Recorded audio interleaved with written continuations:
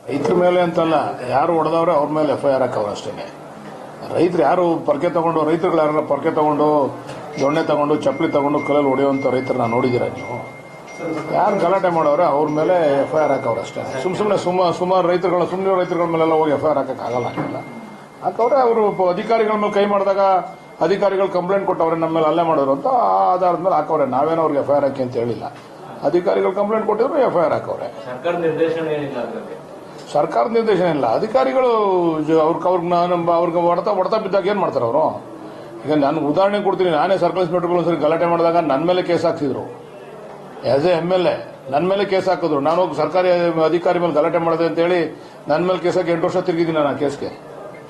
ಹಂಗೆ ಯಾರ್ಯಾರು ಸರ್ಕಾರಿಗಳ ಮೇಲೆ ಮಾಡ್ತಾರೆ, ಹಲ್ಲೆ ಮಾಡ್ತಾರೆ, ಅವ್ರ ಮೇಲೆ ಕೇಸ್ ಆಗ್ತದೆ. ರೈತರ ಮೇಲೆ ಅಲ್ಲ, ಅದು ಗಲಾಟೆ ಮಾಡಿರೋ ಅವ್ರ ಮೇಲೆ.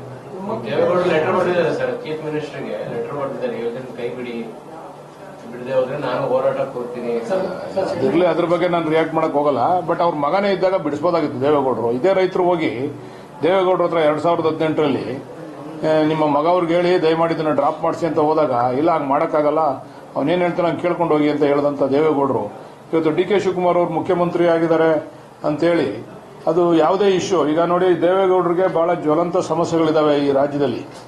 ಅದು ಮೇಕೆದಾಟು ಇರ್ಬೋದು, ಮಹದಾಯಿ ಇರ್ಬೋದು, ಈ ರೀತಿ ಅನೇಕ ಇಶ್ಯೂಸ್ಗಳಿದಾವೆ. ಅದ್ರ ಬಗ್ಗೆ ಅವರು ಬೆಳಕು ಚೆಲ್ಲಬೇಕು, ಅದ್ರ ಬಗ್ಗೆ ಅವರು ಹೋರಾಟ ಮಾಡಬೇಕು. ಅದ್ರ ಬಗ್ಗೆ ಅವರು ನರೇಂದ್ರ ಮೋದಿ ಅವರಿಗೆ ಕಾಸ ಇದ್ದಾರೆ.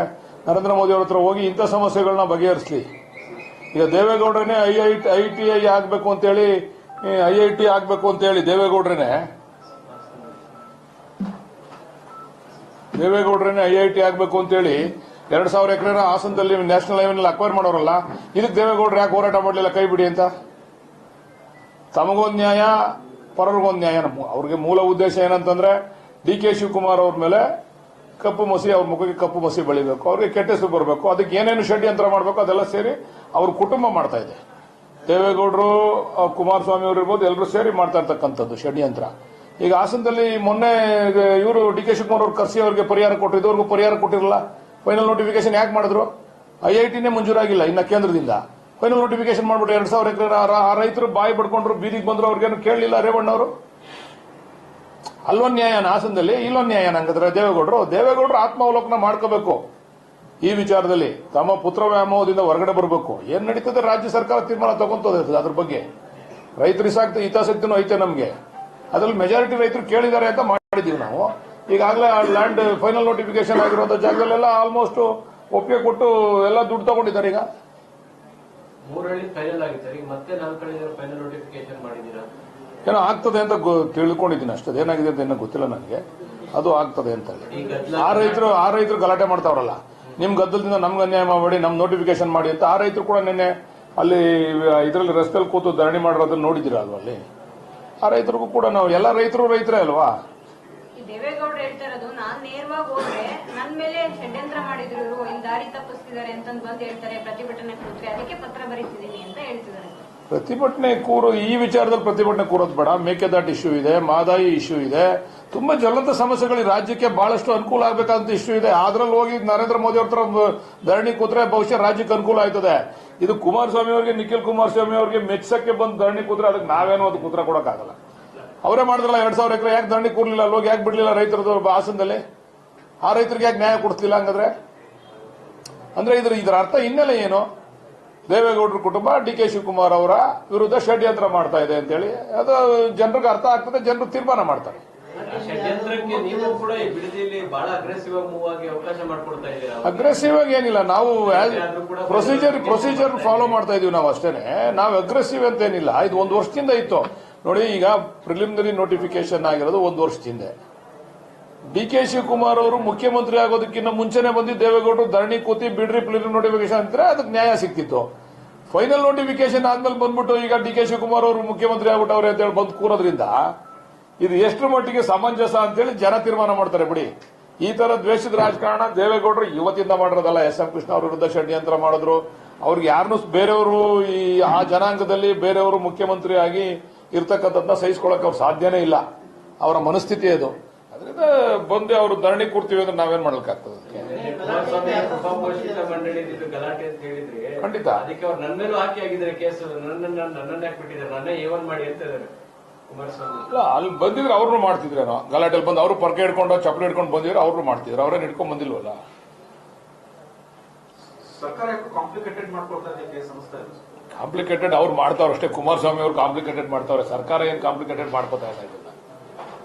ನೋಟಿಫಿಕೇಶನ್ ಆಗಿದೆ, ದುಡ್ಡು ತಗೋತಾರೆ, ಜನ ತಗೊಂತಾರೆ, ಆಗೋರು ಮಾಡೋರು ಮಾಡ್ತಾ ಇರ್ತಾರೆ, ಆಗೋದು ಆಗ್ತಾ ಇರ್ತದೆ. ಈಗ ಜೆಎಂಸಿನ ಸ್ಥಳಕ್ಕೆ ಈಗ ಹೊಸ ಟೆಕ್ನಾಲಜಿ ಪ್ರಕಾರ ಅಲ್ಲೇ ಹೋಗಿ ಮಾಡಬೇಕು ಅಂತ ಏನಿಲ್ಲ. ಜೆಎಂಸಿನ ಈಗೆಲ್ಲ ಸ್ಯಾಟಲೈಟ್ ಸರ್ವೆ ಎಲ್ಲ ಇದೆ, ಸ್ಯಾಟಲೈಟ್ ಸರ್ವೆ ಮಾಡಿ ಕೂಡ ಜೆಎಂಸಿ ಮಾಡ್ಬೋದು. ನಾವೇನಂದ್ರೆ ಸ್ಥಳೀಯವಾಗಿ ಹೋದ್ರೆ ಸಣ್ಣ ಪುಟ್ಟ ಗಿಡಗಳಿಗೆ ಅನುಕೂಲ ಆಗ್ತದೆ ಅಂತ ಹೇಳಿ ಈಗ ರೈತರು ಕೇಳ್ಕೊಂಡ್ರೆ ಮೇಲ್ಗಡೆ ಸ್ಯಾಟಲೈಟ್ ಸರ್ವೆ ಮಾಡಿ ನಾವು ಜೆಎಂಸಿ ಮಾಡ್ಬೋದು. ಏನು ಅಲ್ಲೇ ಹೋಗಿ ಸ್ಥಳದಲ್ಲೇ ನಿಂತ್ಕೊಂಡು ಮಾಡಬೇಕು ಅಂತಕ್ಕಂಥದ್ದು ಇಲ್ಲ. ಇವಾಗ ಯಾರು ಕೇಳ್ತಾರೋ ಅವ್ರ ಹತ್ರ ಮಾಡ್ತಾ ಇದೀವಿ ನಾವು, ಯಾರು ಕೇಳಲ್ಲ ಅವ್ರ ಹತ್ರ ಹೋಗ್ತಾ ಇಲ್ಲ ನಾವು. ಯಾವ ರೈತರು ಬೇಡ ಅಂತ ಹೇಳಿದ್ರೆ ಅವ್ರ ಹತ್ರ ಹೋಗ್ತಾ ಇಲ್ಲ ನಾವು. ಈಗ ಗಲಾಟೆ ಆದ ಹಳ್ಳಿಗೆ ನಾಳೆ ಹೋಗ್ತೀನಿ ಅಂತ ಹೇಳಿದ್ದಾರೆ ಸರ್ ಕುಮಾರಸ್ವಾಮಿ. ಹೋಗಿ ಬರ್ಲಿ, ದೇವ್ರು ಒಳ್ಳೇದ್ ಮಾಡ್ಲಿ ಅವ್ರಿಗೆ. ಅವ್ರು ತರಲೆ ಮಾಡಕ್ಕೆ ಇರುತ್ತಾನೆ, ಡಿ.ಕೆ. ಶಿವಕುಮಾರ್ ಅವ್ರ ಮೇಲೆ ತರಲೆ ಮಾಡಕ್ಕೆ ಇರೋದು ಅವ್ರು ಮಾಡ್ಲಿ, ಏನ್ ತೊಂದ್ರೆ ಇಲ್ಲ, ಓಟ್ ಬರ್ಲಿ. ಅಪ್ಲಿಕೇಶನ್ ಆಗಲ್ವಾ? ನಾಳೆ ನೀವು ಫೈನಲ್ ನೋಟಿಫಿಕೇಶನ್ ಇನ್ನೊಂದೆಲ್ಲ ಕಳ್ಳಿ ಮಾಡಿದ್ದೀರಿ, ಅಲ್ಲಿ ಸಭೆಗಳಿಗೆ ಮತ್ತೆ ಇದು ಗಲಾಟೆ ಆಗಲ್ವಾ? ಏನಿಲ್ಲ, ರೈತರು ಬಂದು ದುಡ್ಡು ಕೊಡಿ ಅಂದ್ರೆ ಕೊಡ್ತೀವಿ, ಇಲ್ಲ ಅಂದ್ರೆ ಇಲ್ಲ ಅಷ್ಟೇ. ಗಲಾಟೆ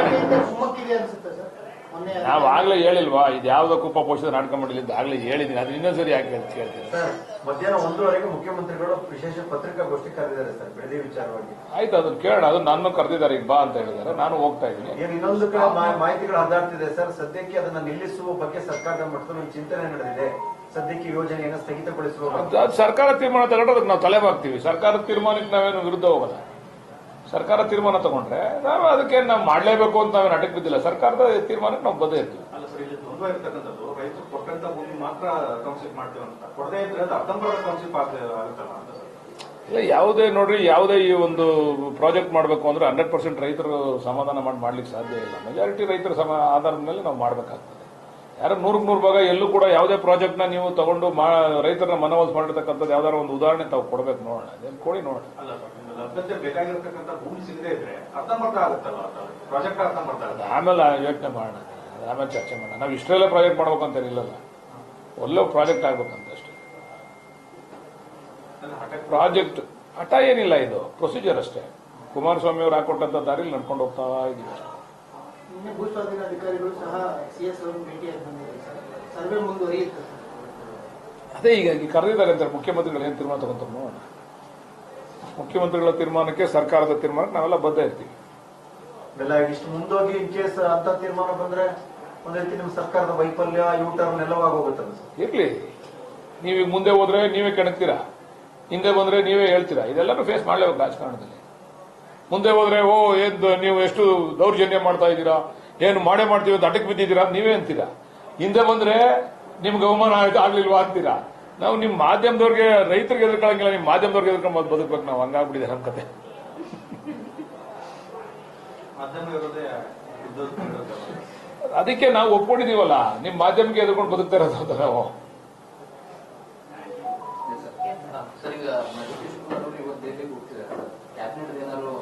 ಇಲ್ಲ, ಇವತ್ತೇನಿಲ್ಲ ಅನ್ಸ್ತದೆ.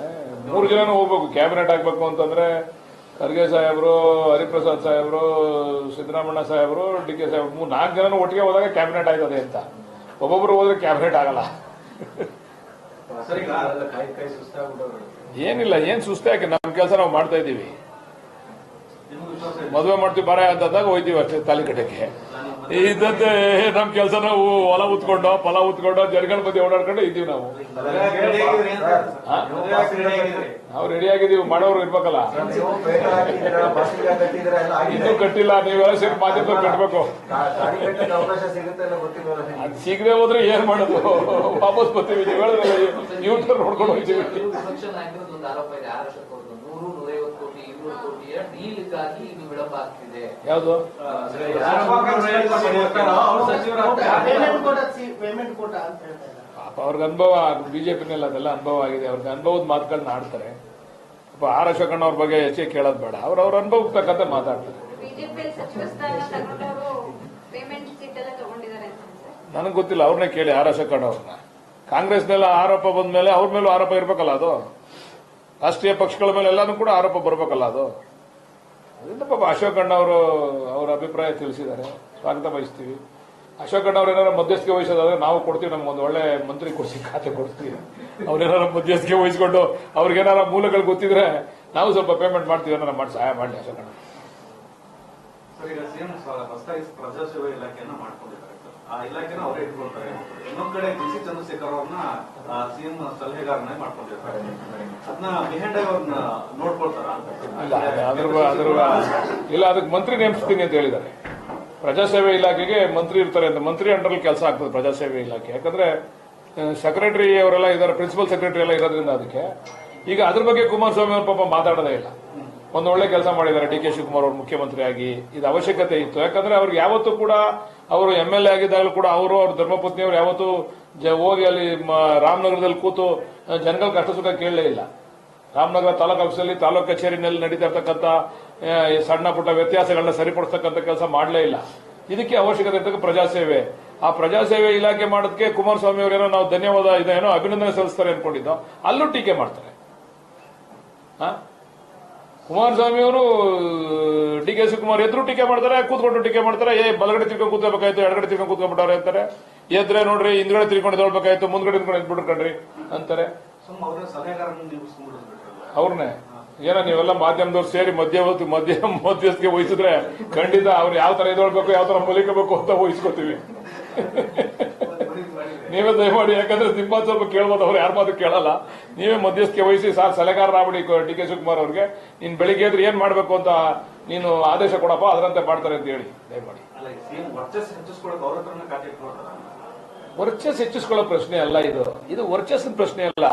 ಜನಸಾಮಾನ್ಯರಿಗೆ ಅವಶ್ಯಕತೆ ಇರತಕ್ಕಂಥ ಇಲಾಖೆ ಇದು. ಯಾಕಂದ್ರೆ ನೋಡಿ, ಒಬ್ಬ ಸಣ್ಣ ರೈತ ಇಲ್ಲಿ ಮುಖ್ಯಮಂತ್ರಿಗಳು ಈಗ ಜನತಾ ದರ್ಶನ ಮಾಡಬೇಕು, ಅವನು ಎಲ್ಲಿಂದನೋ ಬರ್ತಾನೆ, ಎಲ್ಲಿ ಗುಲ್ಬರ್ಗಾದಿಂದನೋ ಬೆಳ್ಳಾರಿಯಿಂದನೋ ಬರ್ತಾನೆ ಇಲ್ಲಿಗೆ. ಅದ್ರ ಅವಶ್ಯಕತೆ ಇಲ್ಲ. ಅಲ್ಲೇ ಜಿಲ್ಲೆನಲ್ಲೇನೆ ಆ DC ಅವರು ಇರ್ಬೋದು, ಅಧಿಕಾರಿಗಳಿರ್ಬೋದು, ಕನ್ಸರ್ಟ್ ಸೆಕ್ರೆಟರಿ ಇರ್ಬೋದು, ಅಲ್ಲೇ ಹೋಗಿ ಅಲ್ಲೇ ತನಿಖೆ ಅಲ್ಲೇ ಅರ್ಜಿಗಳು ಸ್ವೀಕಾರ ಮಾಡ್ತಾರೆ. ಇಲ್ಲಿ ಏನಂದ್ರೆ ಹಿಂದೆ ಕುಮಾರಸ್ವಾಮಿ ಅವರಿದ್ದಾಗ ಎಲ್ಲರೂ ಬಂದು ಇಲ್ಲಿ ನಿಂತ್ಕೊಳ್ಳೋರು, ಅದೊಂದು ಏನ್ ದೊಡ್ಡ ಹೆಸರು ಆಯ್ತು. ಆ ತರ ಹೆಸರು ಮಾಡ್ಲಿಕ್ಕೆ ಡಿ ಕೆ ಶಿವಕುಮಾರ್ ಅವರು ಸರಿ ಇಲ್ಲ, ಅಂದ್ರೆ ಒಪ್ಪಲ್ಲ ಅದಕ್ಕೆ. ಅಂದ್ರೆ ಅವರು ಅಲ್ಲೇ ಪ್ರಾಮಾಣಿಕವಾಗಿ ಸ್ಥಳದಲ್ಲೇ ಪರಿಹಾರ ಕೊಡ್ತಕ್ಕಂಥ ಕೆಲಸ ಆಗ್ಬೇಕು ಅನ್ನೋ ದೃಷ್ಟಿಯಿಂದ ಅದನ್ನ ಮಾಡಿದ್ದಾರೆ. ಬಹುಶಃ ಅದನ್ನ ಕುಮಾರಸ್ವಾಮಿ ಅವರು ಯಾವ ರೀತಿ ಟೀಕೆ ಮಾಡ್ತಾರೋ ಅಂತ ಕಾಯ್ತಾ ಇದ್ದೀವಿ. ಇನ್ನೂ ಟೀಕೆ ಬಂದಿಲ್ಲ ಅದಕ್ಕೆ. ಪ್ರಜಾಸೇವೆಯಿಂದ ಡಿ ಕೆ ಶಿವಕುಮಾರ್ ಅವರೇನು ಮೋಡಿ ಮಾಡ್ಬಿಡಲ್ಲ, ಅದ್ಭುತ ಮಾಡ್ಬಿಡಲ್ಲ ಅಂತ ಹೇಳ್ಬೇಕಾಯ್ತು, ಇಷ್ಟೊತ್ತಿಗೆ ಹೇಳಿಲ್ಲ ಕುಮಾರಸ್ವಾಮಿ ಅವರು. ದೇವೇಗೌಡರಲ್ಲಿ ಮನವಿ ಮಾಡ್ತೀವಿ. ಇದು ಅವ್ರ ಮಗ ಮಾಡಿದಂತ ಕನಸಿನ ಕೂಸು. ಈ ಕೂಸನ್ನ ನಾವು ನೆರವೇರಿಸ್ತಾ ಇದ್ದೀವಿ. ಮಗ ಪುತ್ರ ವ್ಯಾಮೋಹಕ್ಕೆ ಒಳಗಾಗಿ ಬಂದಲ್ಲಿ ಅವಘಡ ಮಾಡೋದು ಬೇಡ. ಬೇರೆ ಸಮಸ್ಯೆಗಳಿದ್ದಾವೆ, ಜ್ವಲಂತ ಸಮಸ್ಯೆಗಳು. ಆ ಸಮಸ್ಯೆಗಳ ಬಗ್ಗೆ ಈಗ ನೋಡಿ, ಮೇಕೆದಾಟು ನೋಡಿ, ಇವತ್ತು ಮೇಕೆದಾಟು ಯೋಜನೆ ಆಗಿದ್ರೆ ಇವತ್ತು ನಮಗೆ ಬರದಲ್ಲೂ ಕೂಡ ನೀರನ್ನ ನಾವು ಬೆಂಗಳೂರಿಗೆ ತೆಗೆದುಕೊಂಡು ಹೋಗ್ತಕ್ಕಂಥದ್ದು ಇತ್ತು. ಇವತ್ತು ಹೋರಾಟ ಮಾಡ್ತಾವ್ರು, ನೀರು ಬಿಡದೆ ಹೋದ್ರೆ ನಿಮ್ಗೆ ನಾವು ಧರಣಿ ಮಾಡ್ತೀವಿ ಅದು ಇದು ಅಂತ ಹೇಳಿ ಕುಮಾರಸ್ವಾಮಿ ಅವರು ಸ್ಟೇಟ್ಮೆಂಟ್ ಕೊಟ್ಟಿದ್ದಾರಲ್ವಾ. ಇವತ್ತು ಮೇಕೆದಾಟು ಯೋಜನೆ ಇದ್ದಿದ್ರೆ, ಮೇಕೆದಾಟಲ್ಲಿ ಇದ್ದಿದ್ರೆ ತಮಿಳುನಾಡಿಗೆ ನೀರು ಬಿಡ್ತಾ ಇತ್ತು, ಅದು ನೀರು ಸ್ಟೋರ್ ಆಗ್ತಾ ಇತ್ತು. ಎಕ್ಸಸ್ ನೀರು ಇದಕ್ಕೆ ಹೋಗ್ತಾ ಇರಲ್ಲ ಸಮುದ್ರಕ್ಕೆ. ಬೆಂಗಳೂರಿಗೆ ಅವಶ್ಯಕತೆ ಇರತಕ್ಕಂಥ ನೀರು ಸ್ಟೋರ್ ಆಗ್ತಿತ್ತಲ್ಲಿ. ಆವಾಗ ರೈತರಿಗೂ ಕೂಡ ನಾವು ನೀರು ಕೊಡ್ಬೋದಾಗಿತ್ತಲ್ವಾ, ಮಂಡ್ಯ ರೈತರಿಗೂ ಕೂಡ ನೀರು ಕೊಡ್ಬೋದಾಗಿತ್ತು. ಇದ್ರ ಬಗ್ಗೆ ಆಲೋಚನೆ ಮಾಡಬೇಕು ದೇವೇಗೌಡರು, ಕುಮಾರಸ್ವಾಮಿ ಅವರು. ಮೇಕೆದಾಟು ಯೋಜನೆಯನ್ನು ಜಾರಿ ಕೊಡಿಸಿ ರಾಷ್ಟ್ರೀಯ ಯೋಜನೆ ಅಂತ ಘೋಷಣೆ ಮಾಡಿಸಿ ಅದಕ್ಕೆ ದುಡ್ಡು ಬಿಡುಗಡೆ ಮಾಡಿಸಿದ್ರೆ ಆವಾಗ ನಾವು ಕುಮಾರಸ್ವಾಮಿ ಅವರು ಕಾವೇರಿ ಕೊಳದಲ್ಲಿ ಗೆದ್ದಿರೋದಕ್ಕೆ ಸಾರ್ಥಕತೆ ಅಂತ ಹೇಳಿ ನಾವು ಕೂಡ ಅವ್ರಿಗೆ ಸನ್ಮಾನ ಮಾಡ್ತೀವಿ. ಸರಿಯಾದ ಸಂದರ್ಭ ಅಂದ್ರೆ ಕುಮಾರಸ್ವಾಮಿ ಅವರು ದೇವೇಗೌಡರು ಅಲ್ಲಿ ಹೋಗಿ ಮನವೊಲಿಸಿ ನಮಗೆ ಎನ್ವೈರನ್ಮೆಂಟಲ್ ಕ್ಲಿಯರೆನ್ಸ್ ಕೊಡಿಸಬೇಕು. ಎನ್ವೈರನ್ಮೆಂಟಲ್ ಕ್ಲಿಯರೆನ್ಸ್ ನಮ್ಮ ಕೈಲಿಲ್ಲ. ಡಿ ಕೆ ಶಿವಕುಮಾರ್ ಅವರು ಅವ್ರ ಕೈಲಿ ಏನಿತ್ತು ಸುಪ್ರೀಂ ಕೋರ್ಟ್ ನಲ್ಲಿ ನಮ್ಮ ವಿಚಾರವನ್ನ ಮಂಡನೆ ಮಾಡಿ ಗೆಲ್ತಕ್ಕಂಥ ಕೆಲಸ ಅವರು ಯಶಸ್ವಿಯಾಗಿ ಅವರು ನೀರಾವರಿ ಸಚಿವರಾಗಿ ಮಾಡಿದ್ದಾರೆ. ಈಗ ಅದಕ್ಕೆ ಒತ್ತು ಕೊಟ್ಟು ಇವಾಗ ಇಲ್ಲಿ ಧರಣಿ ಮಾಡೋದ್ ಬದಲು ದೇವೇಗೌಡರು ಹೋಗಿ ಅಲ್ಲಿ ಧರಣಿ ಮಾಡಿ ಅದಕ್ಕೆ ಎನ್ವೈರನ್ಮೆಂಟಲ್ ಕ್ಲಿಯರೆನ್ಸ್ ಕೊಡಿಸಿದ್ರೆ ಬಹುಶಃ ನಮಗೂ ಕೂಡ ಅನುಕೂಲ ಆಗ್ತದೆ, ಬೆಂಗಳೂರಿಗೆ ಅನುಕೂಲ ಆಗ್ತದೆ, ಬೆಂಗಳೂರು ಸುತ್ತಮುತ್ತಕ್ಕೆ ಅನುಕೂಲ ಆಗ್ತದೆ. ಪಾಪ ಈ ಬೆಂಗಳೂರಲ್ಲಿ ಅವರೆಲ್ಲ ನಮ್ಮ ಬಿಜೆಪಿ ಲೋಕಸಭಾ ಸದಸ್ಯರು ಅವರು ಸ್ವಲ್ಪ ಬಾಯಿ ಬಿಡಿ ಅಂತ ನೀವು ಕೇಳಬೇಕು. ಯಾಕಂದ್ರೆ ನೀವು ಯಾರು ಕೇಳಲ್ಲ ಮಾಧ್ಯಮದವರು. ಅವ್ರು ಈ ವಿಚಾರವಾಗಿ ಮೇಕೆದಾಟು ವಿಚಾರವಾಗಿ ಬಾಯಿ ಬಿಡಲ್ಲ. ಮೇಕೆದಾಟು ಯೋಜನೆ ಆದ್ರೆ ಬೆಂಗಳೂರಿಗೆ ಅನುಕೂಲ, ಬೆಂಗಳೂರು ಕುಡಿಯೋ ನೀರಿಗೋಸ್ಕರನೇ ಅದು ಯೋಜನೆ ಮಾಡ್ತಾ ಇರ್ತಕ್ಕಂಥದ್ದು. ಅದು ಯಾರು ಬಾಯಿ ಬಿಡಲ್ಲ. ಅಲ್ಲೋಗಿ ದಯಮಾಡಿ ದೇವೇಗೌಡರಲ್ಲಿ ಮನವಿ ಮಾಡ್ತೀವಿ, ಅಲ್ಲೋಗಿ ನಮ್ಮ ಮಾದಾಯಿ ವಿಚಾರಕ್ಕೆ, ಮೇಕೆದಾಟು ವಿಚಾರಕ್ಕೆ ಎನ್ವೈರನ್ಮೆಂಟಲ್ ಕ್ಲಿಯರೆನ್ಸ್ ಕೊಡಿಸಿ ನಮಗೆ ಸಹಕಾರ ಕೊಡಬೇಕು. ಇಲ್ಲಿ ಹೋರಾಟ ನಡೀತದೆ. ಅವರು ಹಾಸನದಲ್ಲಿ ಮಾಡಿದಾರಲ್ಲ, ಅಲ್ಲೋಗಿ ಧರಣಿ ಮಾಡ್ಬೇಕಾಯ್ತಲ್ವ, ಅಲ್ಲೂ ಮಾಡಲಿಲ್ಲ. ಏನೋ ನಮ್ಮ ಮೇಲೆ ವೈಯಕ್ತಿಕವಾದಂಥ ದ್ವೇಷ, ಡಿ ಕೆ ಶಿವಕುಮಾರ್ ಅವ್ರ ಮೇಲೆ ನಮ್ಗಳ ಮೇಲೆ ವೈಯಕ್ತಿಕವಾದ ದ್ವೇಷ, ಜನಗಳನ್ನ ಎತ್ಕಡ್ತಕ್ಕಂಥದ್ದು, ಜನಗಳನ್ನ ದಿಕ್ ತಪ್ಪಿಸ್ತಕ್ಕಂಥದ್ದು, ಅವ್ರದೇ ಆದಂಥ ಅಭಿಮಾನಿ ವರ್ಗ ಇದೆಯಲ್ಲ, ಅದನ್ನು ನಮ್ಮ ಮೇಲೆ ಎತ್ಕಡ್ತಕ್ಕಂಥ ಕೆಲಸ ಮಾಡ್ತಾ ಇದ್ದಾರೆ. ದೇವರು ಅವ್ರಿಗೆ ಒಳ್ಳೇದು ಮಾಡಲಿ. ಕೊಟ್ಟಿದ್ದಾರಲ್ಲ, ಮೊನ್ನೆ ಮೀಟಿಂಗ್ ಮಾಡಿ ಡಿ ಕೆ ಶಿವಕುಮಾರ್ ಅವರು ಬಹಳ ವರ್ಷಗಳಿಂದ ಅವರಿಗೆ ಪರಿಹಾರ ಕೊಟ್ಟಿರಲಿಲ್ಲ, ಅದೆಲ್ಲನೂ ಕೂಡ ಕೊಟ್ಟಿದ್ದಾರೆ. ಈಗ ಮೊನ್ನೆ ಎಲ್ಲ ಮೀಟಿಂಗ್ ಆಯ್ತಲ್ಲ, ನೀವು ಎಲ್ಲ ನಿಮ್ಮ ಮಾಧ್ಯಮದಲ್ಲೆಲ್ಲ ಬಿಂಬಿಸಿದ್ರಲ್ಲ ಅದನ್ನೆಲ್ಲ. Thank you sir. ಕೆಪಿಎಸ್ಸಿ ಇದು ರಿಫಾರ್ಮ್ಸ್ ಮಾಡ್ಲಿಕ್ಕೆ ಒಂದು ನಾನು ಕಮಿಟಿಲಿ ಇದ್ದೀನಿ. ಹೌದೌದು, ಇದು ನಡೀತಾ ಇದೆ. ಅಧ್ಯಕ್ಷರ ಅಮಾನತ ಆಗಿದೆ. ಇನ್ 3 ತಿಂಗಳು ಖಂಡಿತ ಇನ್ 3 ತಿಂಗಳು ಎಕ್ಸ್ಟೆನ್ಷನ್ ಕೇಳಿದೀವಿ. 3 ತಿಂಗಳು ಅವಕಾಶ ಕೊಟ್ಟಿದ್ದು ಸರ್ಕಾರ. ಇನ್ 3 ತಿಂಗಳು ನಾವು ಈಗಾಗಲೇ ಅಧಿಕಾರಿಗಳ ಹತ್ರ ಮತ್ತೆ ನಿವೃತ್ತ ಅವರು ಕೆಪಿಎಸ್ಸಿ ಕೆಲಸ ಮಾಡಿರ್ತಕ್ಕಂಥ ಅಧ್ಯಕ್ಷಗಳ ಹತ್ರ ಎಲ್ಲ ಚರ್ಚೆ ಮಾಡಿದೀವಿ. ಇಲ್ಲಿ ಏನೇನು ವ್ಯತ್ಯಾಸಗಳಿದಾವೆ, ಯಾವ ರೀತಿ ಸರಿಪಡಿಸಬೇಕು ಅಂತ ಹೇಳಿ ನೆನ್ನೆ ಕೂಡ ಒಂದು ಮೀಟಿಂಗ್ ಆಯಿತು. ಅದು ಈಗ ನಾವು ಯಾವ ರಾಜ್ಯದಲ್ಲಿ ಇದು ಯಶಸ್ವಿಯಾಗಿ ನಡೀತಾ ಇದೆ, ಅವರು ಯಾವ ರೀತಿ ಅದನ್ನು ಅಳವಡಿಸಿಕೊಂಡಿದ್ದಾರೆ ಅಂತಕ್ಕಂಥದ್ದು ಅಧ್ಯಯನ ಮಾಡಲಿಕ್ಕೆ 3 ತಿಂಗಳು ಎಕ್ಸ್ಟೆನ್ಷನ್ ಕೇಳಿದೀವಿ. ಅದು ಕೇರಳ ಇರ್ಬೋದು, ಹರಿಯಾಣ ಇರ್ಬೋದು, ಅಥವಾ ಮಹಾರಾಷ್ಟ್ರ ಇರ್ಬೋದು, ಇಲ್ಲೆಲ್ಲ ಯಶಸ್ವಿಯಾಗಿ ಮಾಡಿದ್ದಾರೆ. ಅದನ್ನು ಯಾವ ರೀತಿ ಮಾಡಿದ್ದಾರೆ ಯಶಸ್ವಿಯಾಗಿ, ಅವರು ಯಾವ ರೀತಿ ಅದನ್ನು ಅಳವಡಿಸ್ಕೊಂಡಿದ್ದಾರೆ ಅಂತಕ್ಕಂಥದ್ದನ್ನು ವಿಚಾರವಾಗಿ ನಾವು ಅಲ್ಲೂ ಕೂಡ ಪ್ರವಾಸ ಮಾಡಬೇಕು ಅಂತೇಳಿ 3 ತಿಂಗಳು ಎಕ್ಸ್ಟೆನ್ಷನ್ ಕೇಳಿದೀವಿ. ಆ ವಿಚಾರ ನಮ್ಮ ಅಧ್ಯಕ್ಷರು ಯುಪಿಎಸ್ಸಿ ಮಾಡೆಲ್ ಅಲ್ಲೇ ಮಾಡೋಣ. ಅಲ್ಲ, ಅದರಲ್ಲಿ ವಿಭಿನ್ನ ಅಭಿಪ್ರಾಯಗಳಿದ್ದಾವೆ. ಯುಪಿಎಸ್ಸಿ ಮಾಡಲೇ ಮಾಡಬೇಕು, ಬಟ್ ಇನ್ನೂ ವಿಭಿನ್ನ ಅಭಿಪ್ರಾಯಗಳಿದ್ದಾವೆ.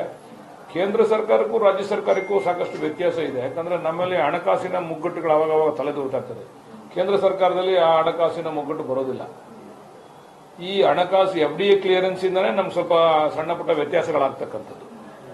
ಪ್ರತಿಯೊಂದಕ್ಕೂ FDA ಕ್ಲಿಯರೆನ್ಸ್ ತಗೋಬೇಕಲ್ಲ ನಾವು, ಅದರಿಂದ ಕೆಲವು ಸಂದರ್ಭದಲ್ಲಿ ಏರುಪೇರಾಗಿ ಅದರಿಂದ ವ್ಯತ್ಯಾಸಗಳಾಗ್ತಾ ಇರ್ತದೆ. ಅದಕ್ಕೆ ಅದೆಲ್ಲ ಇನ್ನ ಸಂಪೂರ್ಣ ಅಧ್ಯಯನ ಮಾಡಿ ಬೇರೆ ರಾಜ್ಯದಲ್ಲಿ ಯಾವ ರೀತಿ ಅನುಷ್ಠಾನ ಮಾಡಿದ್ದಾರೆ ಅಂತ, ಯಾವುದು ಒಳ್ಳೆ ರಾಜ್ಯಗಳು ಈ ರೀತಿ ನಡೀತಾ ಇರ್ತಕ್ಕಂಥದ್ದು, ಒಳ್ಳೆ ರೀತಿ ನಡೀತಾ ಇರ್ತಕ್ಕಂಥದ್ದನ್ನ ನೋಡಿ ಆಮೇಲೆ ಅದ್ರ ಬಗ್ಗೆ ಒಂದು ವರದಿಯನ್ನ ನಾವು ವಿಧಾನಸಭೆಗೆ ಸಲ್ಲಿಸ್ತೀವಿ. ಸ್ಪೀಕರ್, ಕ್ಲೀನ್ ಇಮೇಜ್ ಇರೋ ಸದಸ್ಯರಾಗ್ಲಿ ಅಧ್ಯಕ್ಷರಾಗ್ಲಿ ಆಗದೇ ಇಲ್ವಲ್ಲ ಸರ್ ಕೆಪಿಎಸ್ಸಿ ಎಲ್ಲ ಗಣಕೀಯತೆಗಳನ್ನ ತಗೊಂಡು ಸರ್ಕಾರ ನೀವಿರ್ಲಿ ಬಿಜೆಪಿ ಗೌರ್ಮೆಂಟ್ ಇದ್ದಾರೆ. ನಮ್ಮೇಲೆ ಯಾಕೆ ಹೇಳ್ತೀರಾ? ನಮ್ಮೇಲೆ ಹೇಳ್ಬಿಡಿ. ಹಿಂಗೆ ನಾವಿದ್ದಾಗೆಲ್ಲ ಕ್ಲೀನ್ ಆಗಿರೋರ್ನ ಹಾಕಿದೀವಿ. ಬಿಜೆಪಿ ನೋಡ್ರಿ, ಯಾವುದೇ ಭ್ರಷ್ಟಾಚಾರ ಶುರು ಆಗಿದೆ ಅದು ಬಿಜೆಪಿ ಕಾಲದಿಂದನೇ ಶುರು ಆಗಿರೋದು.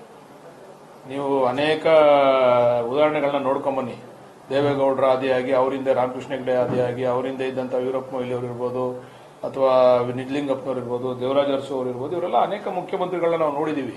ಈ ಭ್ರಷ್ಟಾಚಾರ, ಅತಿಯಾಗಿ ಭ್ರಷ್ಟಾಚಾರ ಶುರುವಾಗಿದೆ ಬಿಜೆಪಿ ಈ ರಾಜ್ಯದಲ್ಲಿ ಅಧಿಕಾರಕ್ಕೆ ಬಂದಾಗಿದ್ದ. ತೀರಾ ವ್ಯಾಪ್ತಿ ಮೀರಿ ಹೋಗ್ಬಿಡ್ತು ಅದು. ಅದನ್ನ ಸರಿಪಡಿಸ್ತಕ್ಕಂಥ ಕೆಲಸ ಆಗ್ಬೇಕೀಗ.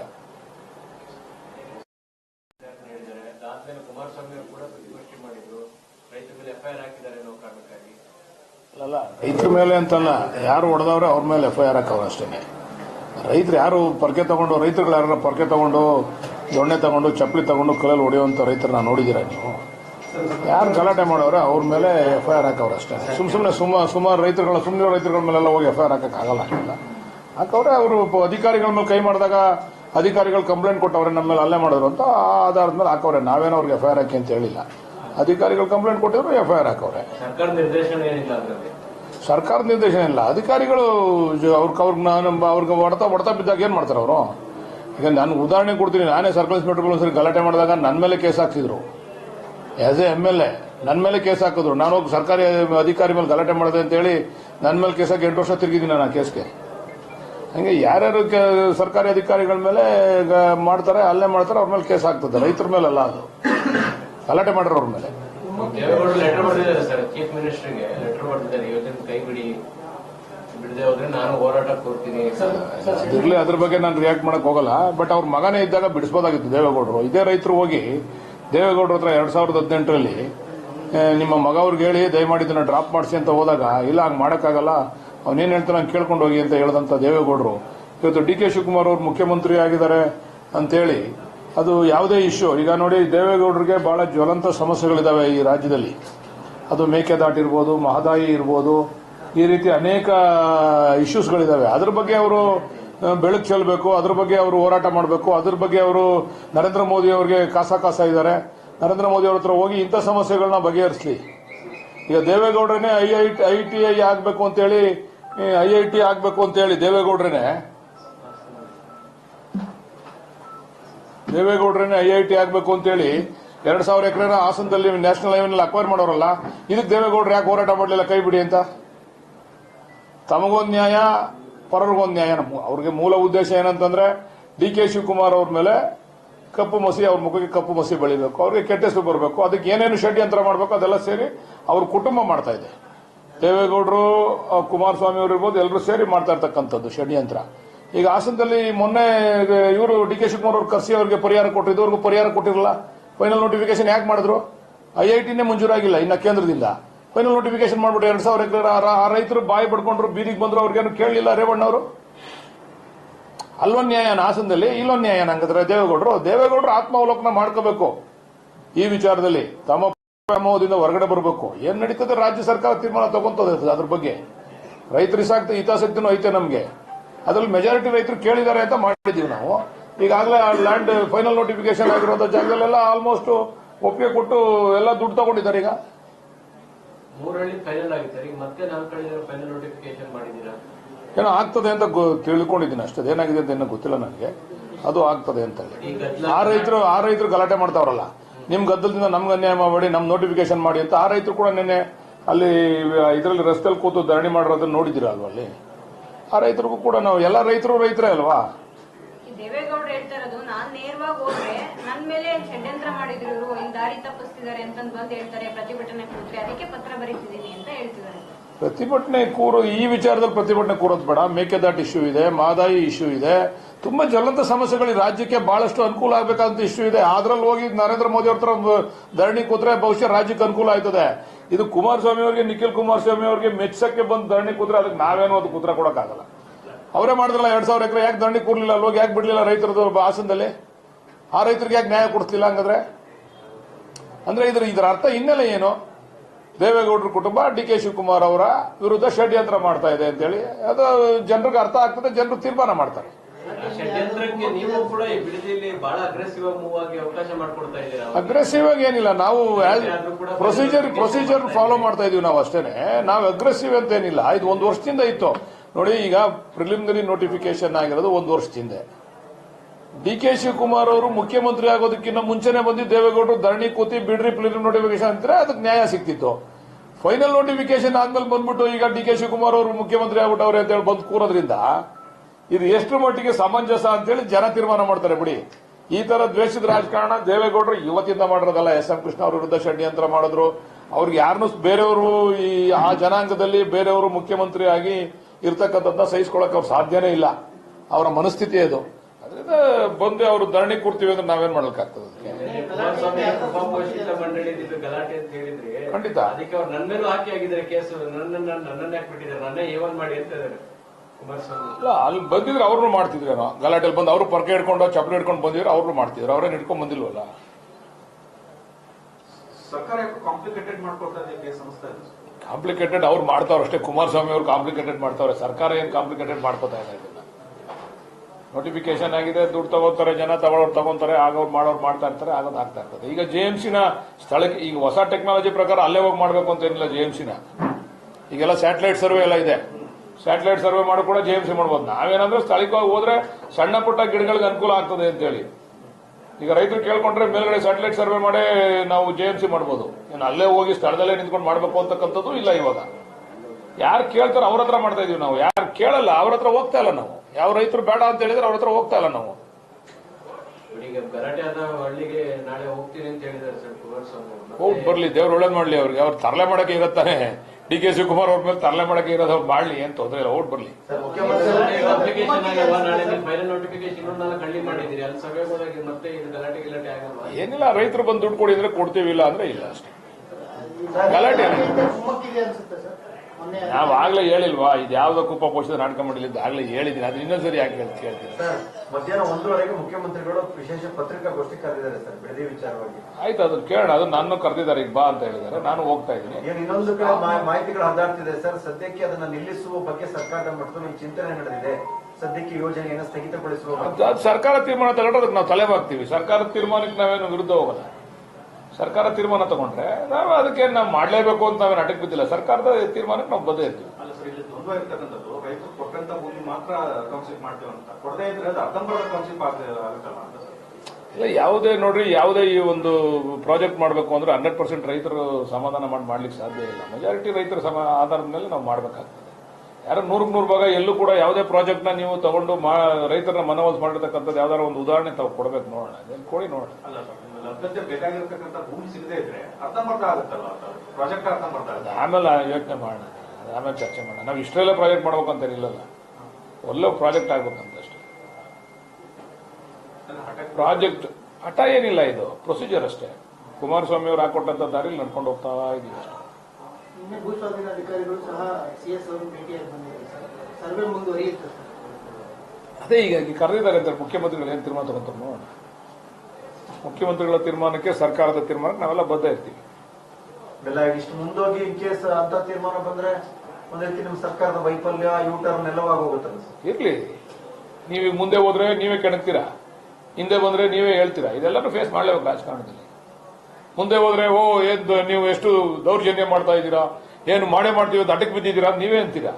ಹಿಂದೆ ಬಂದ್ರೆ ನಿಮ್ಗೆ ಅವಮಾನ ಆಗ್ಲಿಲ್ವಾ ಅಂತೀರಾ. ನಾವು ನಿಮ್ಮ ಮಾಧ್ಯಮದವ್ರಿಗೆ, ರೈತರಿಗೆ ಎದುರ್ಕೊಳ್ಳಂಗಿಲ್ಲ, ನಿಮ್ಮ ಮಾಧ್ಯಮದವ್ರಿಗೆ ಎದುರ್ಕೊಂಡು ಬದುಕ್ಬೇಕು ನಾವು. ಹಂಗಾಗ್ಬಿಟ್ಟಿದೆ ನಮ್ಮ ಕತೆ. ಮಾಧ್ಯಮ ಇರೋದೇ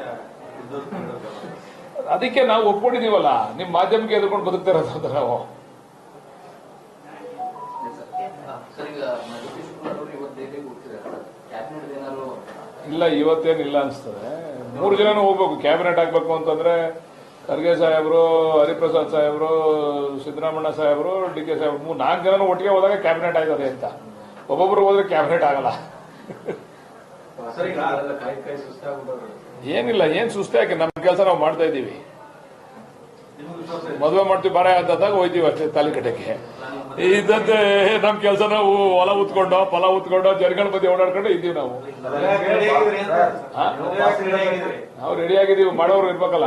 ನೀವು ಪೇಟೆ ಹಾಕಿದ್ದೀರಾ, ಬಾಸಿಗೆ ಕಟ್ಟಿದ್ದೀರಾ, ಎಲ್ಲ ಆಗಿದೆ. ಇನ್ನೂ ಕಟ್ಟಿಲ್ಲ, ನೀವೆಲ್ಲ ಸೇರಿ ಮಾಧ್ಯಮದವ್ರು ಕಟ್ಟಬೇಕು. ಗಾಡಿ ಕಟ್ಟಕ್ಕೆ ಅವಕಾಶ ಸಿಗುತ್ತೆ ಎಲ್ಲ ಗೊತ್ತಿಲ್ವಲ್ಲ ನಿಮ್ಗೆ? ಅದು ಸಿಗದೆ ಹೋದ್ರೆ ಏನ್ ಮಾಡೋದು, ವಾಪಸ್ ಬರ್ತೀವಿ. ನೀವು ಹೇಳಿದ್ರಲ್ಲ, ಯೂಟರ್ನ್ ನೋಡ್ಕೊಂಡು ಹೋಗ್ತೀವಿ. ವಿಪಕ್ಷ ನಾಯಕರದ್ದು ಒಂದು ಆರೋಪ ಇದೆ. ಆರ್ ಅಶೋಕ್ ಅವ್ರದ್ದು 100-150 ಕೋಟಿ 200 ಕೋಟಿಯ ಡೀಲ್ಗಾಗಿ ಇದು ವಿಳಂಬ ಆಗ್ತಿದೆ. ಯಾವುದು? ಪೇಮೆಂಟ್ ಕೋಟ ಅಂತ ಹೇಳ್ತಾ ಇದ್ದಾರೆ. ಪಾಪ ಅವ್ರಿಗೆ ಅನುಭವ, ಬಿಜೆಪಿನಲ್ಲಿ ಅದೆಲ್ಲ ಅನುಭವ ಆಗಿದೆ. ಅವ್ರಿಗೆ ಅನುಭವದ ಮಾತುಗಳನ್ನ ಆಡ್ತಾರೆ. ಪಾಪ ಆರ್ ಅಶೋಕಣ್ಣ ಅವ್ರ ಬಗ್ಗೆ ಹೆಚ್ಚಿಗೆ ಕೇಳೋದು ಬೇಡ. ಅವ್ರ ಅನುಭವಕ್ಕೆ ತಕ್ಕಂತೆ ಮಾತಾಡ್ತಾರೆ. ಬಿಜೆಪಿಯಲ್ಲಿ ಸಚಿವ ಸ್ಥಾನ ತಗೊಂಡವರು ಪೇಮೆಂಟ್ ಸೀಟ್ ಎಲ್ಲ ತಗೊಂಡಿದ್ದಾರೆ ಅಂತ ಸರ್. ನನಗೆ ಗೊತ್ತಿಲ್ಲ, ಅವ್ರನ್ನೇ ಕೇಳಿ ಆರ್ ಅಶೋಕಣ್ಣ ಅವ್ರನ್ನ. ಕಾಂಗ್ರೆಸ್ನೆಲ್ಲ ಆರೋಪ ಬಂದ ಮೇಲೆ ಅವ್ರ ಮೇಲೂ ಆರೋಪ ಇರ್ಬೇಕಲ್ಲ. ಅದು ರಾಷ್ಟ್ರೀಯ ಪಕ್ಷಗಳ ಮೇಲೆ ಎಲ್ಲಾನು ಕೂಡ ಆರೋಪ ಬರ್ಬೇಕಲ್ಲ ಅದು. ಅದರಿಂದ ಪಾಪ ಅಶೋಕಣ್ಣ ಅವರು ಅವರ ಅಭಿಪ್ರಾಯ ತಿಳಿಸಿದ್ದಾರೆ, ಸ್ವಾಗತ ಬಯಸ್ತೀವಿ. ಅಶೋಕಣ್ಣ ಅವ್ರು ಏನಾರ ಮಧ್ಯಸ್ಥಿಕೆ ವಹಿಸೋದಾದ್ರೆ ನಾವು ಕೊಡ್ತೀವಿ. ನಮ್ಗೆ ಒಂದು ಒಳ್ಳೆ ಮಂತ್ರಿ ಕೊಡಿಸಿ ಖಾತೆ ಕೊಡ್ತೀವಿ. ಅವ್ರೇನಾರ ಮಧ್ಯಸ್ಥಿಕೆ ವಹಿಸ್ಕೊಂಡು ಅವ್ರಿಗೇನಾರ ಮೂಲಗಳು ಗೊತ್ತಿದ್ರೆ ನಾವು ಸ್ವಲ್ಪ ಪೇಮೆಂಟ್ ಮಾಡ್ತೀವಿ, ಏನಾರ ಮಾಡಿ ಸಹಾಯ ಮಾಡಲಿ ಅಶೋಕಣ್ಣ.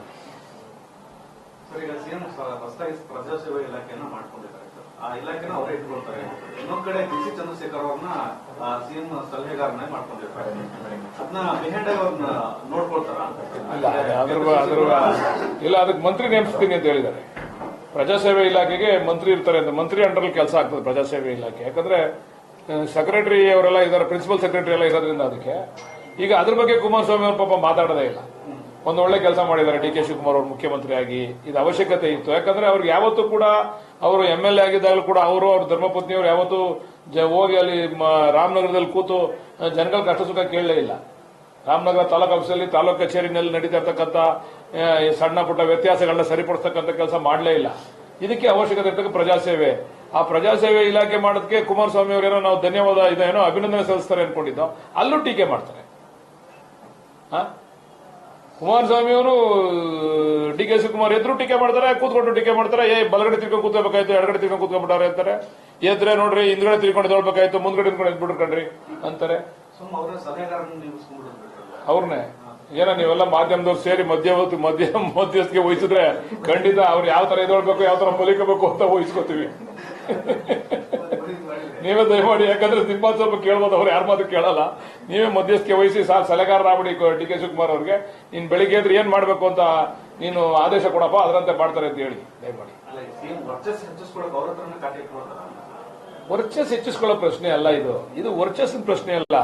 ಜನಸಾಮಾನ್ಯರಿಗೆ ಅವಶ್ಯಕತೆ ಇರತಕ್ಕಂಥ ಇಲಾಖೆ ಇದು. ಯಾಕಂದ್ರೆ ನೋಡಿ, ಒಬ್ಬ ಸಣ್ಣ ರೈತ ಇಲ್ಲಿ ಮುಖ್ಯಮಂತ್ರಿಗಳು ಈಗ ಜನತಾ ದರ್ಶನ ಮಾಡಬೇಕು, ಅವನು ಎಲ್ಲಿಂದನೋ ಬರ್ತಾನೆ, ಎಲ್ಲಿ ಗುಲ್ಬರ್ಗಾದಿಂದನೋ ಬೆಳ್ಳಾರಿಯಿಂದನೋ ಬರ್ತಾನೆ ಇಲ್ಲಿಗೆ. ಅದ್ರ ಅವಶ್ಯಕತೆ ಇಲ್ಲ. ಅಲ್ಲೇ ಜಿಲ್ಲೆನಲ್ಲೇನೆ ಆ DC ಅವ್ರು ಇರ್ಬೋದು, ಅಧಿಕಾರಿಗಳಿರ್ಬೋದು, ಕನ್ಸರ್ನ್ ಸೆಕ್ರೆಟರಿ ಇರ್ಬೋದು, ಅಲ್ಲೇ ಹೋಗಿ ಅಲ್ಲೇ ತನಿಖೆ ಅಲ್ಲೇ ಅರ್ಜಿಗಳು ಸ್ವೀಕಾರ ಮಾಡ್ತಾರೆ. ಇಲ್ಲಿ ಏನಂದ್ರೆ ಹಿಂದೆ ಕುಮಾರಸ್ವಾಮಿ ಅವರಿದ್ದಾಗ ಎಲ್ಲರೂ ಬಂದು ಇಲ್ಲಿ ನಿಂತ್ಕೊಳ್ಳೋರು, ಅದೊಂದು ಏನ್ ದೊಡ್ಡ ಹೆಸರು ಆಯ್ತು. ಆ ತರ ಹೆಸರು ಮಾಡ್ಲಿಕ್ಕೆ DK ಶಿವಕುಮಾರ್ ಅವರು ಸರಿ ಇಲ್ಲ, ಅಂದ್ರೆ ಒಪ್ಪಲ್ಲ ಅದಕ್ಕೆ. ಆದ್ರೆ ಅವರು ಅಲ್ಲೇ ಪ್ರಾಮಾಣಿಕವಾಗಿ ಸ್ಥಳದಲ್ಲೇ ಪರಿಹಾರ ಕೊಡ್ತಕ್ಕಂಥ ಕೆಲಸ ಆಗ್ಬೇಕು ಅನ್ನೋ ದೃಷ್ಟಿಯಿಂದ ಅದನ್ನ ಮಾಡಿದ್ದಾರೆ. ಬಹುಶಃ ಅದನ್ನ ಕುಮಾರಸ್ವಾಮಿ ಅವರು ಯಾವ ರೀತಿ ಟೀಕೆ ಮಾಡ್ತಾರೋ ಅಂತ ಕಾಯ್ತಾ ಇದೀವಿ. ಇನ್ನೂ ಟೀಕೆ ಬಂದಿಲ್ಲ ಅದಕ್ಕೆ. ದೇವೇಗೌಡರು ಹೋರಾಟದ ಪ್ರಜಾಸೇವೆಯಿಂದ ಡಿ ಕೆ ಶಿವಕುಮಾರ್ ಅವರೇನು ಏನು ಮೋಡಿ ಮಾಡ್ಬಿಡಲ್ಲ, ಅದ್ಭುತ ಮಾಡ್ಬಿಡಲ್ಲ ಅಂತ ಹೇಳ್ಬೇಕಾಯ್ತು ಇಷ್ಟೊತ್ತಿಗೆ, ಹೇಳಿಲ್ಲ ಕುಮಾರಸ್ವಾಮಿ ಅವರು. ದೇವೇಗೌಡರು ಹೋರಾಟದ ಹೆಚ್ಚಾಗಿ ದೊಡ್ಡಗೌಡರಿಗೆ ಏನಾದ್ರು ಹೇಳಕ್ ಬಯಸ್ತೀರಾ? ದೇವೇಗೌಡರಲ್ಲಿ ಮನವಿ ಮಾಡ್ತೀವಿ. ಇದು ಅವ್ರ ಮಗ ಮಾಡಿದಂತ ಕನಸಿನ ಕೂಸು. ಈ ಕೂಸನ್ನ ನಾವು ನೆರವೇರಿಸ್ತಾ ಇದ್ದೀವಿ. ಮಗ ಪುತ್ರ ವ್ಯಾಮೋಹಕ್ಕೆ ಒಳಗಾಗಿ ಬಂದಲ್ಲಿ ಅವಘಡ ಮಾಡೋದು ಬೇಡ. ಬೇರೆ ಸಮಸ್ಯೆಗಳಿದ್ದಾವೆ, ಜ್ವಲಂತ ಸಮಸ್ಯೆಗಳು. ಆ ಸಮಸ್ಯೆಗಳ ಬಗ್ಗೆ ಈಗ ನೋಡಿ, ಮೇಕೆದಾಟು ನೋಡಿ, ಇವತ್ತು ಮೇಕೆದಾಟು ಯೋಜನೆ ಆಗಿದ್ರೆ ಇವತ್ತು ನಮಗೆ ಬರದಲ್ಲೂ ಕೂಡ ನೀರನ್ನ ನಾವು ಬೆಂಗಳೂರಿಗೆ ತೆಗೆದುಕೊಂಡು ಹೋಗ್ತಕ್ಕಂಥದ್ದು ಇತ್ತು. ಇವತ್ತು ಹೋರಾಟ ಮಾಡ್ತಾವ್ರು, ನೀರು ಬಿಡದೆ ಹೋದ್ರೆ ನಿಮ್ಗೆ ನಾವು ಧರಣಿ ಮಾಡ್ತೀವಿ ಅದು ಇದು ಅಂತ ಹೇಳಿ ಕುಮಾರಸ್ವಾಮಿ ಅವರು ಸ್ಟೇಟ್ಮೆಂಟ್ ಕೊಟ್ಟಿದ್ದಾರಲ್ವಾ. ಇವತ್ತು ಮೇಕೆದಾಟು ಯೋಜನೆ ಇದ್ದಿದ್ರೆ, ಮೇಕೆದಾಟಲ್ಲಿ ಇದ್ದಿದ್ರೆ ತಮಿಳುನಾಡಿಗೆ ನೀರು ಬಿಡ್ತಾ ಇತ್ತು, ಅದು ನೀರು ಸ್ಟೋರ್ ಆಗ್ತಾ ಇತ್ತು. ಎಕ್ಸಸ್ ನೀರು ಇದಕ್ಕೆ ಹೋಗ್ತಾ ಇರಲ್ಲ ಸಮುದ್ರಕ್ಕೆ. ಬೆಂಗಳೂರಿಗೆ ಅವಶ್ಯಕತೆ ಇರ್ತಕ್ಕಂಥ ನೀರು ಸ್ಟೋರ್ ಆಗ್ತಿತ್ತಲ್ಲಿ. ಆವಾಗ ರೈತರಿಗೂ ಕೂಡ ನಾವು ನೀರು ಕೊಡ್ಬೋದಾಗಿತ್ತಲ್ವಾ, ಮಂಡ್ಯ ರೈತರಿಗೂ ಕೂಡ ನೀರು ಕೊಡ್ಬೋದಾಗಿತ್ತು. ಇದ್ರ ಬಗ್ಗೆ ಆಲೋಚನೆ ಮಾಡಬೇಕು ದೇವೇಗೌಡರು, ಕುಮಾರಸ್ವಾಮಿ ಅವರು. ಮೇಕೆದಾಟು ಯೋಜನೆಯನ್ನು ಜಾರಿಗೆ ಕೊಡಿಸಿ, ರಾಷ್ಟ್ರೀಯ ಯೋಜನೆ ಅಂತ ಘೋಷಣೆ ಮಾಡಿಸಿ ಅದಕ್ಕೆ ದುಡ್ಡು ಬಿಡುಗಡೆ ಮಾಡಿಸಿದ್ರೆ ಆವಾಗ ನಾವು ಕುಮಾರಸ್ವಾಮಿ ಅವರು ಕಾವೇರಿ ಕೊಳದಲ್ಲಿ ಗೆದ್ದಿರೋದಕ್ಕೆ ಸಾರ್ಥಕತೆ ಅಂತ ಹೇಳಿ ನಾವು ಕೂಡ ಅವ್ರಿಗೆ ಸನ್ಮಾನ ಮಾಡ್ತೀವಿ. ಮೇಕೆದಾಟು ಯೋಜನೆ ಮಾಡಕ್ಕೆ ಸರಿಯಾದ ಸಂದರ್ಭ ಅಂತ ಸರ್, ಯಾಕಂದ್ರೆ ಬರ ಇರೋದ್ರಿಂದ. ಸರಿಯಾದ ಸಂದರ್ಭ ಅಂದ್ರೆ ಕುಮಾರಸ್ವಾಮಿ ಅವರು, ದೇವೇಗೌಡರು ಅಲ್ಲಿ ಹೋಗಿ ಮನೆ ಹೋಲಿಸಿ ನಮಗೆ ಎನ್ವೈರ್ಮೆಂಟಲ್ ಕ್ಲಿಯರೆನ್ಸ್ ಕೊಡಿಸಬೇಕು. ಎನ್ವೈರ್ಮೆಂಟಲ್ ಕ್ಲಿಯರೆನ್ಸ್ ನಮ್ಮ ಕೈಲಿಲ್ಲ. ಡಿ ಕೆ ಶಿವಕುಮಾರ್ ಅವರು ಅವ್ರ ಕೈಲಿ ಏನಿತ್ತು, ಸುಪ್ರೀಂ ಕೋರ್ಟ್ ನಲ್ಲಿ ನಮ್ಮ ವಿಚಾರವನ್ನ ಮಂಡನೆ ಮಾಡಿ ಗೆಲ್ತಕ್ಕಂಥ ಕೆಲಸ ಅವರು ಯಶಸ್ವಿಯಾಗಿ ಅವರು ನೀರಾವರಿ ಸಚಿವರಾಗಿ ಮಾಡಿದ್ದಾರೆ. ಈಗ ಅದಕ್ಕೆ ಒತ್ತು ಕೊಟ್ಟು ಇವಾಗ ಇಲ್ಲಿ ಧರಣಿ ಮಾಡೋದ್ ಬದಲು ದೇವೇಗೌಡರು ಹೋಗಿ ಅಲ್ಲಿ ಧರಣಿ ಮಾಡಿ ಅದಕ್ಕೆ ಎನ್ವೈರ್ಮೆಂಟಲ್ ಕ್ಲಿಯರೆನ್ಸ್ ಕೊಡಿಸಿದ್ರೆ ಬಹುಶಃ ನಮಗೂ ಕೂಡ ಅನುಕೂಲ ಆಗ್ತದೆ, ಬೆಂಗಳೂರಿಗೆ ಅನುಕೂಲ ಆಗ್ತದೆ, ಬೆಂಗಳೂರು ಸುತ್ತಮುತ್ತಕ್ಕೆ ಅನುಕೂಲ ಆಗ್ತದೆ. ಪಾಪ ಈ ಬೆಂಗಳೂರಲ್ಲಿ ಅವರೆಲ್ಲ ನಮ್ಮ ಬಿಜೆಪಿ ಲೋಕಸಭಾ ಸದಸ್ಯರು ಅವರು ಸ್ವಲ್ಪ ಬಾಯಿ ಬಿಡಿ ಅಂತ ನೀವು ಕೇಳಬೇಕು. ಯಾಕಂದ್ರೆ ನೀವು ಯಾರು ಕೇಳಲ್ಲ ಮಾಧ್ಯಮದವರು. ಅವ್ರು ಈ ವಿಚಾರವಾಗಿ ಮೇಕೆದಾಟು ವಿಚಾರವಾಗಿ ಬಾಯಿ ಬಿಡಲ್ಲ. ಮೇಕೆದಾಟು ಯೋಜನೆ ಆದ್ರೆ ಬೆಂಗಳೂರಿಗೆ ಅನುಕೂಲ. ಬೆಂಗಳೂರು ಕುಡಿಯೋ ನೀರಿಗೋಸ್ಕರನೇ ಅದು ಯೋಜನೆ ಮಾಡ್ತಾ ಇರ್ತಕ್ಕಂಥದ್ದು. ಅದು ಯಾರು ಬಾಯಿ ಬಿಡಲ್ಲ. ಅಲ್ಲಿ ಹೋಗಿ ದಯಮಾಡಿ ದೇವೇಗೌಡರಲ್ಲಿ ಮನವಿ ಮಾಡ್ತೀವಿ, ಅಲ್ಲೋಗಿ ನಮ್ಮ ಮಾದಾಯಿ ವಿಚಾರಕ್ಕೆ, ಮೇಕೆದಾಟು ವಿಚಾರಕ್ಕೆ ಎನ್ವೈರ್ಮೆಂಟಲ್ ಕ್ಲಿಯರೆನ್ಸ್ ಕೊಡಿಸಿ ನಮಗೆ ಸಹಕಾರ ಕೊಡಬೇಕು. ಇಲ್ಲಿ ಈ ಹೋರಾಟ ನಡೀತದೆ. ಅವರು ಹಾಸನದಲ್ಲಿ ಮಾಡಿದಾರಲ್ಲ, ಅಲ್ಲೋಗಿ ಧರಣಿ ಮಾಡ್ಬೇಕಾಯ್ತಲ್ವ, ಅಲ್ಲೂ ಮಾಡಲಿಲ್ಲ. ಏನೋ ನಮ್ಮ ಮೇಲೆ ವೈಯಕ್ತಿಕವಾದಂಥ ದ್ವೇಷ, ಡಿ ಕೆ ಶಿವಕುಮಾರ್ ಅವ್ರ ಮೇಲೆ, ನಮ್ಗಳ ಮೇಲೆ ವೈಯಕ್ತಿಕವಾದ ದ್ವೇಷ, ಜನಗಳನ್ನ ಎತ್ಕಡ್ತಕ್ಕಂಥದ್ದು, ಜನಗಳನ್ನ ದಿಕ್ ತಪ್ಪಿಸ್ತಕ್ಕಂಥದ್ದು, ಅವ್ರದೇ ಆದಂಥ ಅಭಿಮಾನಿ ವರ್ಗ ಇದೆಯಲ್ಲ, ಅದನ್ನು ನಮ್ಮ ಮೇಲೆ ಎತ್ಕಡ್ತಕ್ಕಂಥ ಕೆಲಸ ಮಾಡ್ತಾ ಇದ್ದಾರೆ. ದೇವರು ಅವ್ರಿಗೆ ಒಳ್ಳೇದು ಮಾಡಿ. ಹಾಸನ ರೈತರ ಪರವಾಗಿ ಕಾಂಗ್ರೆಸ್ ನಿಂತ್ಕೊಳ್ಳುತ್ತೆ ಸರ್. ಕೊಟ್ಟಿದಾರಲ್ಲ, ಮೊನ್ನೆ ಮೀಟಿಂಗ್ ಮಾಡಿ ಡಿ ಕೆ ಶಿವಕುಮಾರ್ ಅವರು ಬಹಳ ವರ್ಷಗಳಿಂದ ಅವರಿಗೆ ಪರಿಹಾರ ಕೊಟ್ಟಿರಲಿಲ್ಲ, ಅದೆಲ್ಲನೂ ಕೂಡ ಕೊಟ್ಟಿದ್ದಾರೆ. ಈಗ ಮೊನ್ನೆ ಎಲ್ಲ ಮೀಟಿಂಗ್ ಆಯ್ತಲ್ಲ, ನೀವು ಎಲ್ಲ ನಿಮ್ಮ ಮಾಧ್ಯಮದಲ್ಲೆಲ್ಲ ಬಿಂಬಿಸಿದ್ರಲ್ಲ ಅದನ್ನೆಲ್ಲ.